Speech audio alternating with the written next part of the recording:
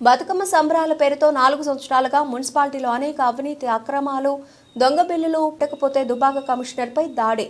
మున్సిపాలిటీలో అవినీతి పెంచి పోషిస్తోన్నది దుబాక ఎమ్మెల్యే కొత్త ప్రభాకర్ రెడ్డి అని కాంగ్రెస్ పార్టీ జిల్లా అధికార ప్రతినిధి మచ్చ శ్రీనివాస్, మాజీ మార్కెట్ కమిటీ వైస్ చైర్మన్ ఆకుల దేవేందర్ ఆరోపించారు. ఈ సందర్భంగా దుబాక క్యాంప్ కార్యాలయంలో ఏర్పాటు చేసిన విలేకరుల సమావేశంలో మాట్లాడుతూ దుబాక మున్సిపాలిటీకి కాగితాల పైననే 10 కోట్ల రూపాయలు మంజూరు చేయించింది గత బీఆర్ఎస్ ప్రభుత్వమని అన్నారు. దుబాక మున్సిపాలిటీలో కొత్త ప్రభాకర్ రెడ్డి అండతో అనేక అవినీతి అక్రమాలు జరుగుతున్నాయని ఆరోపించారు. బతుకమ్మ సంబరాల పేరుతో, హరితహారం పేరుతో చైర్మన్ అనేక అవినీతి అక్రమాలకు పాల్పడ్డారని అన్నారు. దుబాక మున్సిపాలిటీ ఏర్పాటు చేసినటువంటి ఘనమైన చరిత్ర స్వర్గీయ చెరుకు ముచ్చన్ రెడ్డిదని వారు కొనియాడారు. నియోజకవర్గం యొక్క ఎమ్మెల్యే శ్రీ కొత్త ప్రభాకర్ రెడ్డి గారు వారు అభివృద్ధి చేయలేదు, చేసిన వాళ్ళు వెంబడి బురదలే ప్రయత్నం చేస్తున్నారు. మరి మేము మీకు ఒకటే చెప్తున్నాం, 10 సంవత్సరాలు ఎంపీగా ఉన్నారు, దాదాపు సంవత్సరం నుంచి ఎమ్మెల్యేగా పనిచేస్తున్నారు. మీరు ఏం చేశారు అనేది ఒకటి మాకు కావాలి.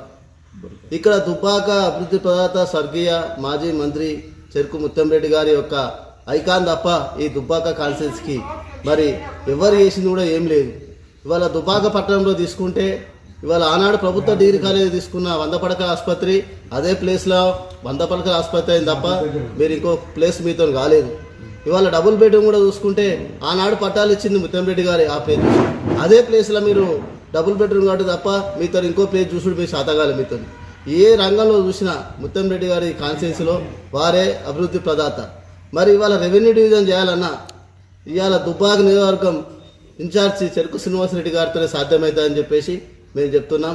ఎందుకంటే 10 సంవత్సరాల మీతో అయింది ఏం లేదు, దోచుకునుడు దాచుకునుడు తప్ప మీతో అయింది ఏం లేదు. ఏమన్నా అంటే హైడ్రా గురించి మాట్లాడతారు, దీని గురించి మాట్లాడతారు, మీ ఆస్తులు కాపాడడానికి ఆ హైడ్రా గురించి మాట్లాడుతారు, ప్రజల శ్రేయస్సు గురించి మాట్లాడతలేరు.